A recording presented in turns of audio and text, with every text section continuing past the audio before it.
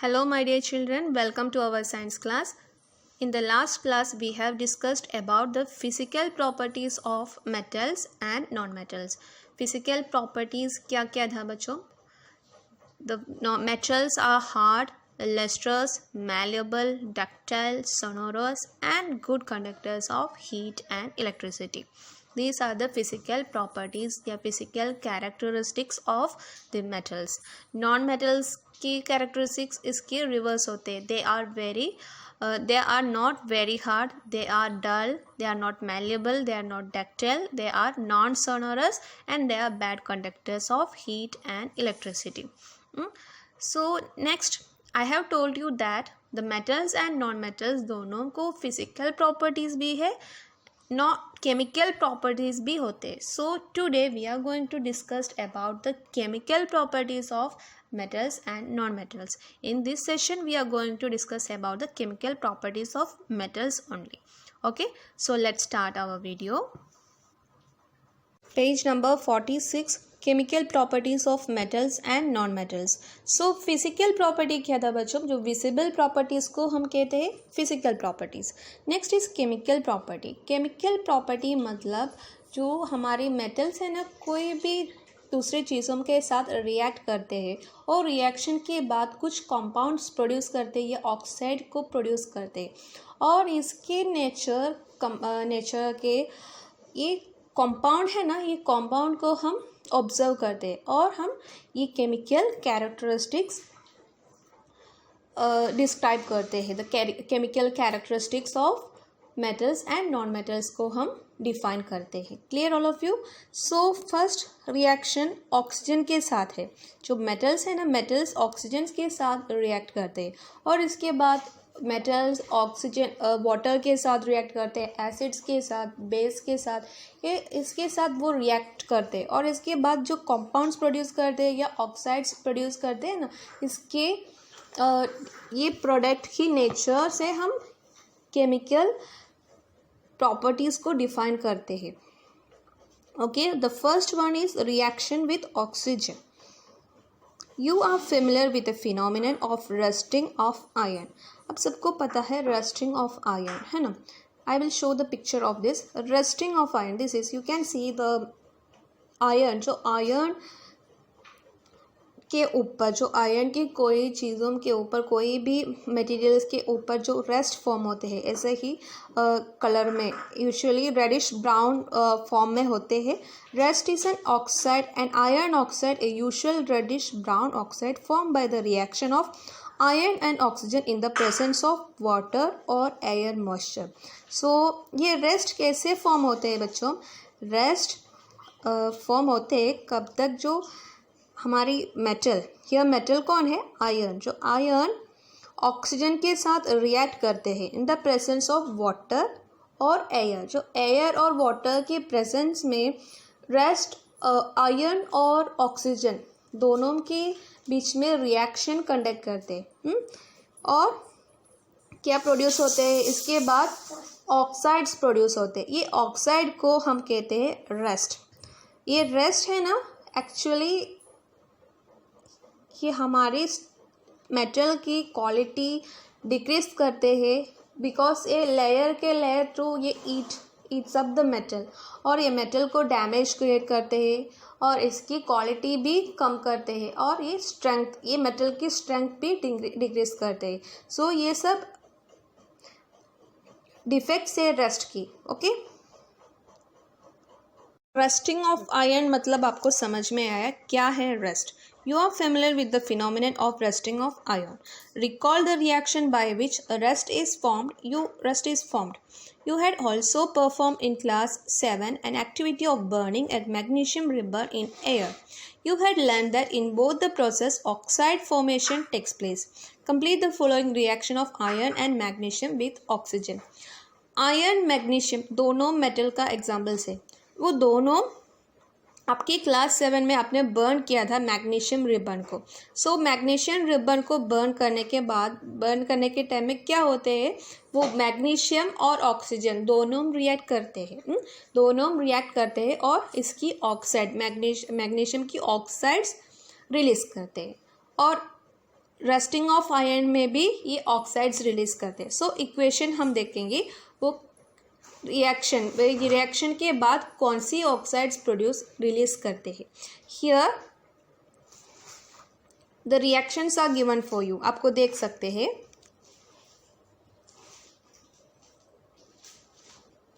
These are the two reactions, so you have to complete this. These are incomplete है ये दोनों। Ion की formula क्या है? Fe, oxygen O2, water H2O. So iron react with oxygen in the presence of water या moisture. Water मतलब पानी, हम ऐसा नहीं लगता है, जस्ट मॉइस्चर में पानी की कंटेंट होते हैं। सो ये दोनों के रिएक्शन में कौन सी ऑक्साइड प्रोड्यूस करते हैं? नेक्स्ट मैग्नीशियम ऑक्सीजन, मैग्नीशियम की फॉर्मूला Mg, और ये react with oxygen O2 and gives dash. So you have to fill this children. I will show the chemical equation.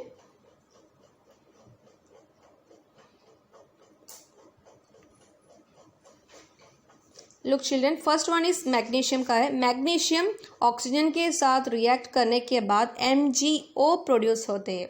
MgO मतलब magnesium oxide. Clear all of you? ये बहुत important है, आपकी text book में आपको लिख सकते हैं, वो ब्लैंक स्पेस है ना, उधर आपको लिख सकते हैं। Next Fe plus O2, Fe iron है, oxygen O2 plus water gives Fe2O3 iron oxide. ये आयरन ऑक्साइड क्या है? दिस इज द रेस्ट, इसको हम कहते हैं rest. Okay, there is an activity 4.3. Let us check the nature of rest form as the result of the reaction between iron, oxygen and water. So अब सबको पता चला कि आयरन ऑक्सीजन के साथ रिएक्ट करने के बाद क्या प्रोड्यूस करते हैं? रेस्ट। रेस्ट क्या है? Fe2O3, इसको हम क्या कहते हैं? Iron oxide. जो आयरन ऑक्साइड क्या है? रेस्ट है। सो ये रेस्ट की नेचर अभी हम टेस्ट करना है हमको। इसकी केमिकल प्रॉपर्टी क्या होते हैं ये रेस्ट की? अभी फॉर्म किया है ना, ऑक्साइड है ना, ये ऑक्साइड की नेचर क्या है? Let us check the nature of rust formed as a result of reaction between iron, oxygen and water. क्या करना है? Collect a spoonful of rest and dissolve it in a very little amount of water. क्या करना है? आप एक spoonful rest collect करना है। जो वो रेस्ट का पोर्शंस है ना, थोड़ा सा आप कलेक्ट करना है। आपको देख सकते हैं, आपने देखा जो रेस्ट वाली बहुत सारे चीज़ों में आपने देखते हैं। सो इसे आप थोड़ा सा रिमूव करना है और एक स्पून फुल वो लेना है, और इसके बाद it should be dissolve in a very little amount of water इसके साथ थोड़ा सा डिसॉल्व करना है, इसकी सोल्यूशन बनाना है। You will find the rest remain suspended in water.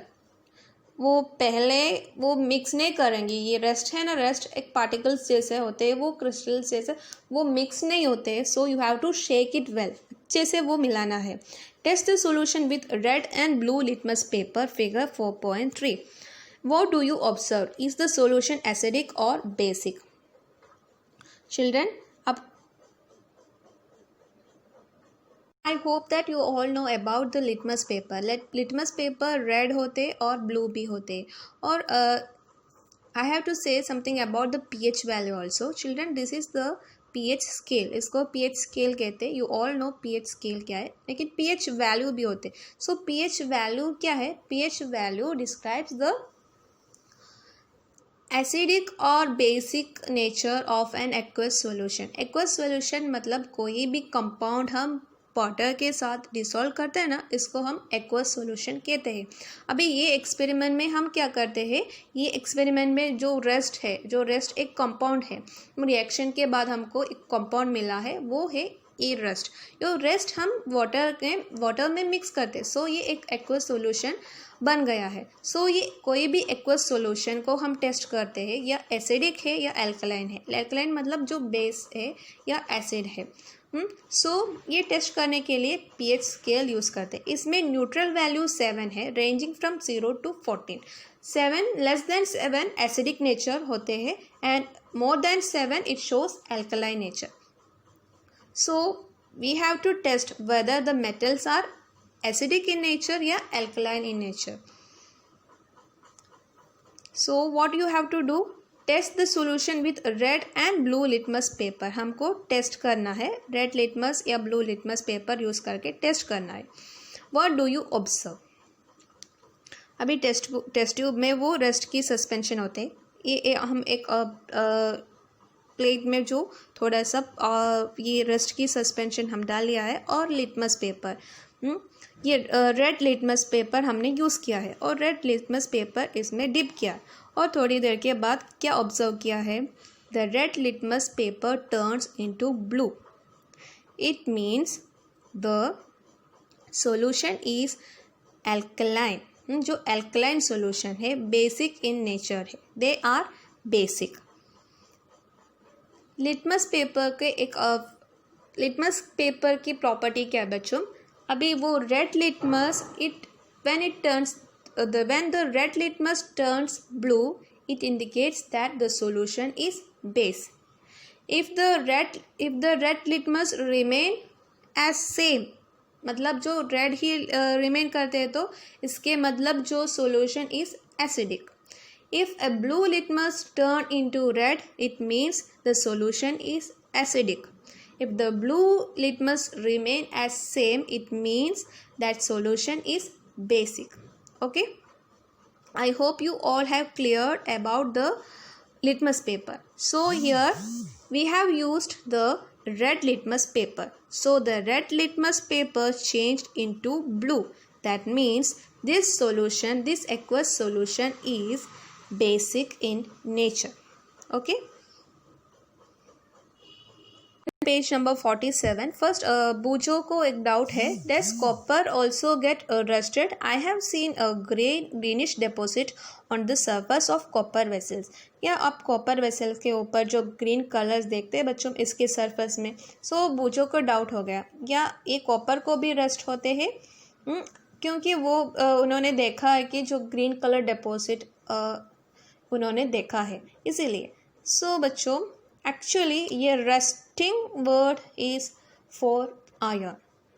इस रस्टिंग हम आयरन को यूज़ करते हैं, बाकी सारे मेटल्स को हम कोरोड कहते हैं, इसको रस्टिंग नहीं कहते. ये दे गेट्स कोरोड.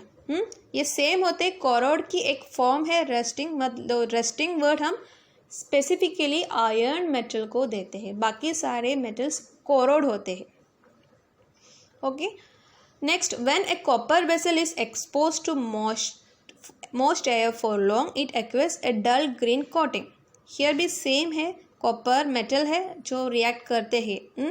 एयर में वो ऑक्सीजन है, ऑक्सीजन के साथ रिएक्ट करते हैं in the presence of carbon dioxide and water. So it acquires a dull green coating. इसके बाद वो ऑक्साइड फॉर्म होते हैं, वो ऑक्साइड फॉर्म हो गए ना, इसके वजह से वो ग्रीन कोटिंग आ रही है इसके सरफेस में. The green material is a mixture of copper hydroxide that is CuOH twice and copper carbonate that is CuCO3.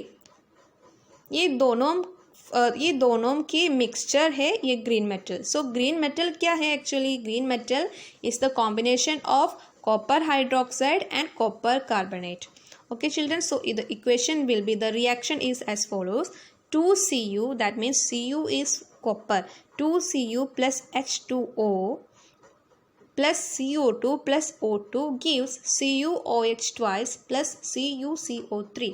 That means copper react with oxygen in the presence of water and CO2.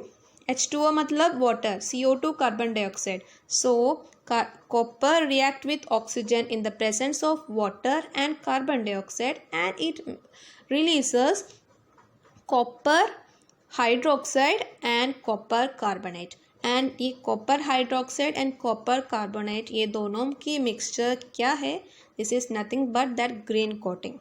Okay children, I hope you all have understood this very well. This is very important children. Next, now recall the activity of burning magnesium ribbon. The ash obtained on burning magnesium ribbon is dissolved in water and tested for its acidic and basic nature. So magnesium भी हमने ऐसा burn किया है। सो इसके बाद हमको जो ऐश मिला है, सो ऐश हमको क्या करना है, ऐश है हमारी प्रोडक्ट ऑक्साइड। सो ये ऐश को पानी में मिक्स करना है because we have to make an aqueous solution and test for its acidic या बेसिक नेचर। इसके बाद हमको टेस्ट करना है क्या ये बेसिक नेचर है या एसिडिक नेचर है। So if the solution is the solution acidic or basic? How do you ascertain this? You must have observed that the red litmus turn blue. So ये solution है ना, अभी तो वो aqueous solution बनाया magnesium और water की, इसमें हम जो red litmus डिप करना है, so the red litmus will turns to blue.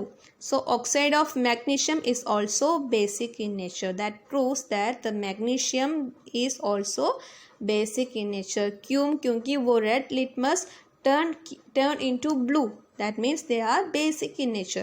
In general, metallic oxides are basic in nature. So अभी हमने आयरन देखा, कॉपर देखा और अभी जस्ट हमने मैग्नीशियम भी देखा। ये तीनों मेटल्स है, ये तीनों टेस्ट करने के बाद इसकी नेचर कैसा है, बेसिक है। So that means we can conclude, हमको जनरली हमको क्या कंक्लूड कर सकते हैं, metallic oxides are basic in nature.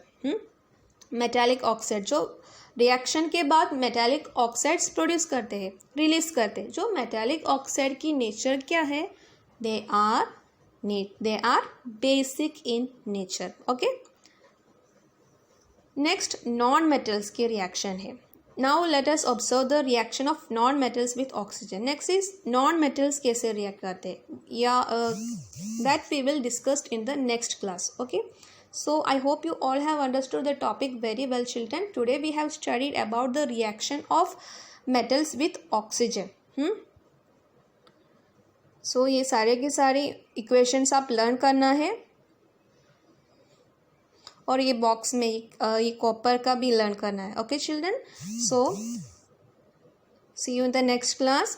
I will send you the equations and I will send you the question answers related to this portion after this video. So you have to copy that in your notebook. Okay children, so have a nice day. Thank you.